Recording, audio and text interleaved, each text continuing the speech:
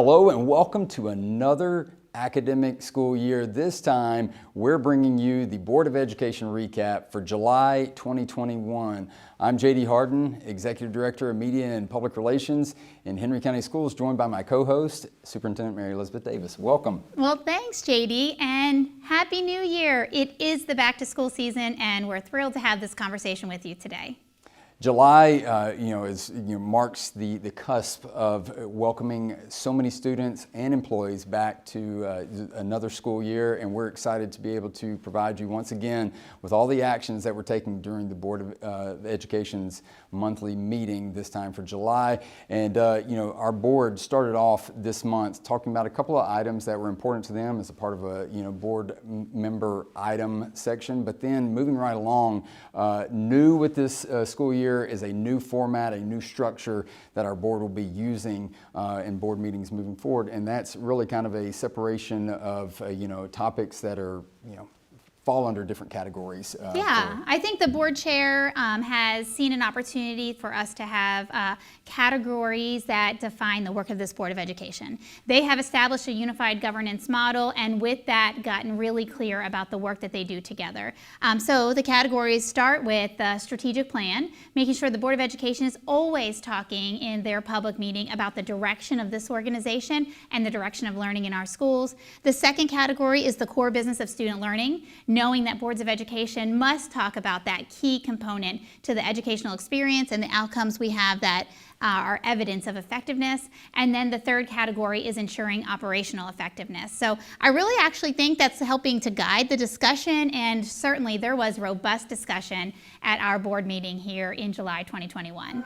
Well, starting right off with our strategic plan, Dr. April Madden, our Chief Officer of Family and Student Support Services, talked about one of the key items that is found in as a part of the strategic plan, and that was heard from our community as a desire to provide a welcome center as a first introduction for new families, families in need of in-person support in our district as they complete that important integration into our school system. And she was able to provide a report to the board about the official opening of this Welcome Center that is now housed in the Henry County Learning and Support Center, the former Henry County Middle School. And this center really will be a grand feature for our district as we welcome so many families into the Henry County Schools family. And our board members had a lot of positive feedback on Dr. Madden's report, and let's take a listen to a few of those comments.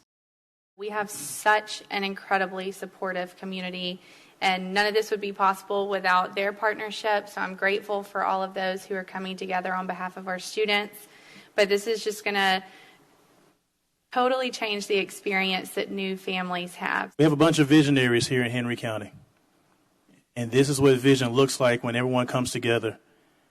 And this is what hard work looks like when everyone comes together for a common task. With all the partners coming together, there's so much we can do as a system and as a community to reach everyone, to make sure we don't leave anyone behind. I want to thank this board for not walking away from that school, because it just has a rich history of community. I'm thankful to our board also for seeing that potential to reach our community, and it's just awesome what you all have done. So thankful. As you can see, we're excited about the launch of our Welcome Center, and certainly hope that if you are new to Henry County, that you will take a moment and stop by in order to learn of all of the ways to get connected here in our community. So as we move on to the second category, which is the core business of student learning, we started with a Back to School 2021 report provided by Kirk Schrum, our Chief School Leadership Officer. In that report, we were talking about all things readiness for an on-time start on August 4th for our students who are returning to their school campuses and for our students who have enrolled to participate in Impact Academy. It was really a very comprehensive report, and really, if you want to talk a little bit about some of the highlights, JD, I think it'd be good to just sort of feature this readiness for a new school year. Of course, part of that readiness includes an introduction to our students and our families, to their teachers that will be, charged with the high level of instruction this upcoming school year. And so one of the things that was detailed was the opportunity for open houses once again. We didn't get that opportunity this past school year in the traditional format, but we're so excited to be able to welcome that key feature back for our families. And so starting on August 2nd and August 3rd, our elementary and secondary school students will be able to once again enter our buildings, greet their teachers, and see their surroundings. As many of our students, this may be their first time in over a year going back into the school building. So we're really thrilled to be able to provide that opportunity. Additionally, this readiness includes our new employees and getting them acclimated to the Henry County way. And we have a phenomenal program called Educator Launch that really walks them through all things Henry County schools, and also gives them, for many of them, their first introductions to the rich partnerships that we have throughout Henry County with folks like our Chamber of Commerce and the Development Authority and many of our municipalities. So we're excited about that opportunity, and that will take place a few weeks before school starts. And then, of course, there's pre-planning and making sure that all of our employees are ready to open the doors to another school year, and all the families and of course all the cross collaboration that will make such a huge impact on student learning as we move forward. Yeah, I'm thinking that a lot of families are really still wondering about how we are ensuring that young people have their academic needs addressed, as well as ensuring that there is a nurturing and healthy environment to learn on campus or through Impact Academy. And I think that our board report provided a lot of assurances to our community, to our families, to our educators, that that is the priority in our strong start. Now, I do want to also just mention that as we approach this back to school season, we know that there are some families that are returning to school campuses for the very first time in quite a long time. And we want you to feel comfortable and confident. And as we have modified our COVID-19 mitigation strategies for our summer school environment, we continue to seek the counsel and advisement of our medical community, and we will continue to take quite seriously our opportunity to provide this healthy and safe learning environment so that on-campus learning can be productive. For all of our families, whether you're new to Henry County or you are a veteran to Henry County schools, it's all about being ready on day one. And we have a wonderful website that you can visit to find all the needed resources that will make sure your first day of school is as smooth and seamless as possible. If you'll visit BeReadyDay1Henry.com, you'll find, again, the step-by-step processes to ensure that your information, if you're a current family, is up to date and verified, or if you're a new family, you complete all that paperwork that we require to get, addresses and contact information, and of course medical information, all the key essential, informational items to make sure that we can stay informed or keep you informed and stay in contact with you on a regular basis. Now, moving along from there, we were able to hear from Melissa Morse, our Chief Learning and Performance Officer, about some updates to policy items. Now, one of the key roles and responsibilities of any Board of Education is to set policies for a school district, and these are updates to some pretty substantial policies that our board has adopted over the past 18 months. Yeah, our board has really had a commitment to what we refer to as reform policies. These are bodies of policy work that our Board of Education actually studies and then contributes to how we would elevate the consistency of practice in classrooms and in schools across this district, ensuring that every child has an exceptional learning experience. Well, the policies that we addressed were Policy BAB, Henry's Plan of Action, and particularly the regulation associated with that policy to guide interventions and the assurances that interventions are effective and return young people to the general education classroom as quickly as possible.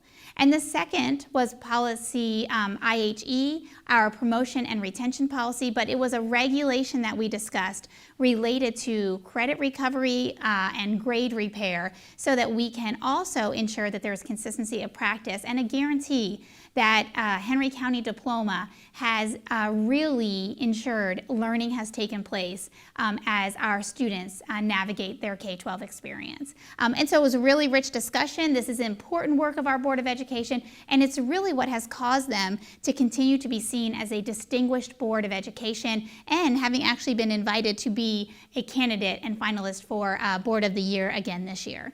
This is the important work of the board. And of course, we have some of Ms. Morse's comments and part of her report, and we also have some comments from our board, so let's take a listen. Now, I know, because we hear what you tell us and what you say in the community, that this board believes that earning a diploma in the Henry County School District should be done with a consistency of opportunity regardless of what school a student graduates from. But it also is important to you that this diploma represents excellence and exceptional learning. Our focus as a district cannot and will not and is not just passing kids to earn credits for graduation, but instead it's about ensuring that our students have learned and can demonstrate that learning with that earned credit. It ensures equity, and that is of utmost importance to ensure that all of our students, no matter which school they're at, where they're coming from, have equitable access, opportunities, and outcomes. But also, I'm just so appreciative for the consistency that these two regulations will bring. We concluded that board report and board discussion and moved right into our third category, which is operational effectiveness, and had a great conversation about the ESSER funds that are the federal funds that have been designated for local schools.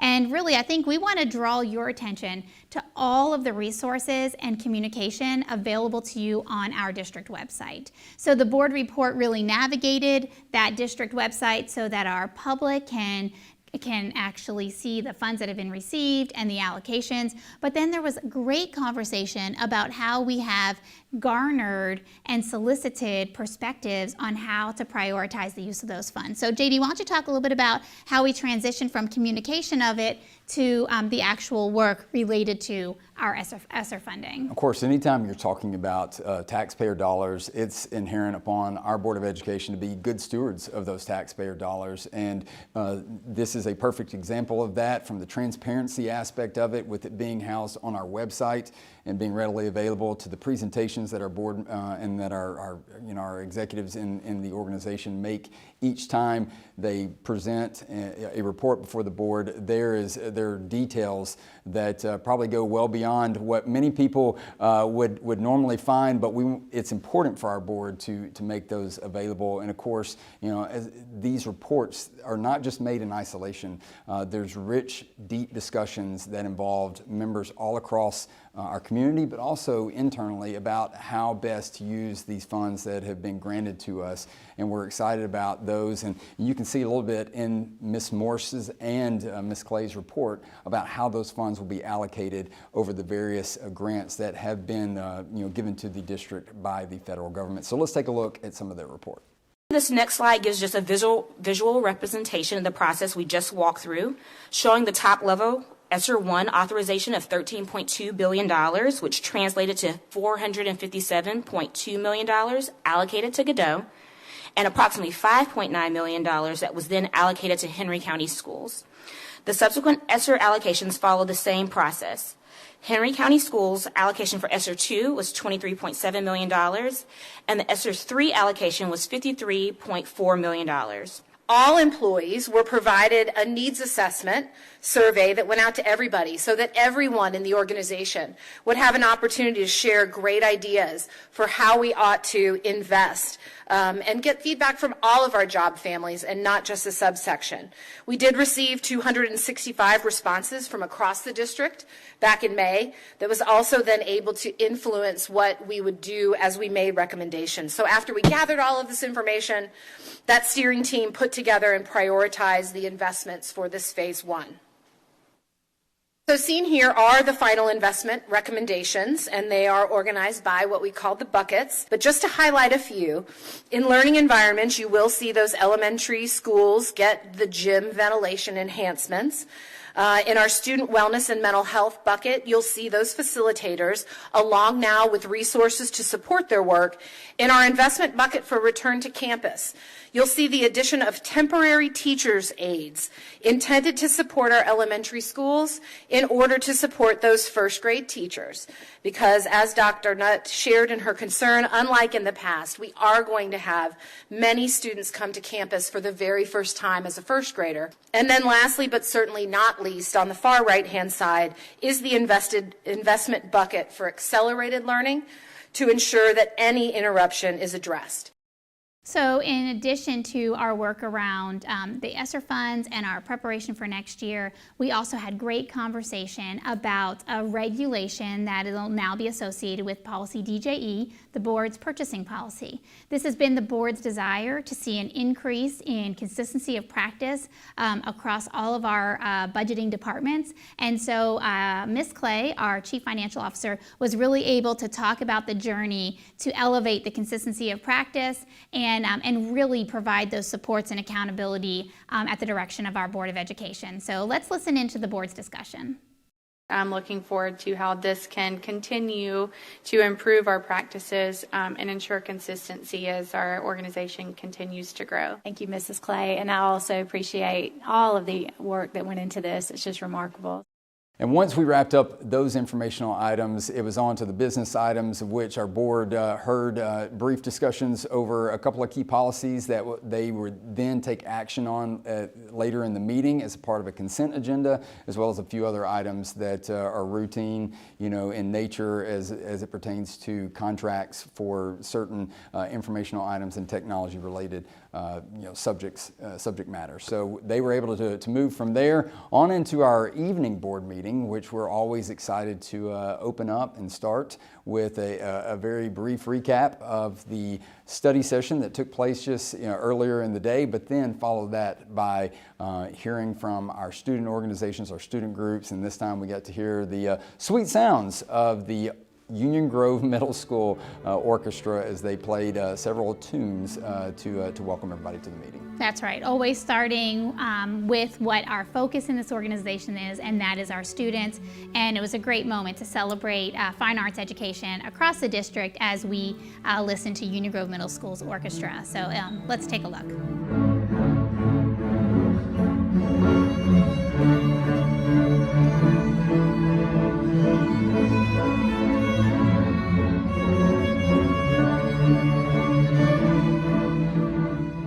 In addition to the inspiration that's provided each month, we're also glad to be able to recognize the exceptional talents and extraordinary accomplishments of our students and our staff members. In July was no different. We had several student groups and professionals and personnel members in our district who we were able to recognize. And with the list as long as it is, we're glad to be able to provide a brief recap. So we'd like for you to take a listen and look as we recognize the many accomplishments of those throughout our district.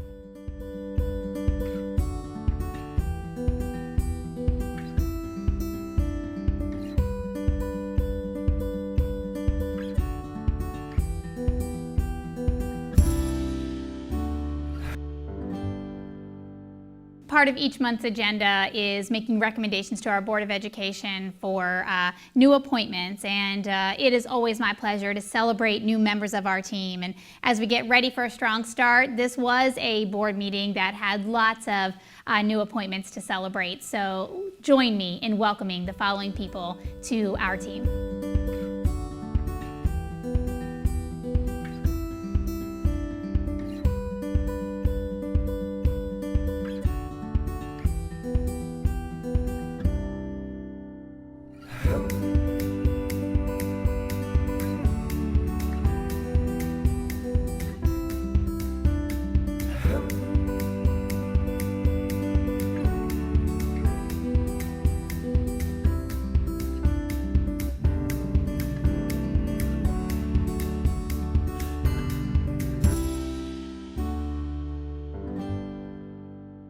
As we wrapped up our July 2021 meeting of the Board of Education, I do have to just mention how really good it feels, refreshing it feels to have our boardroom full again, and thrilled to see us be able to safely convene and be able to build community in our community again.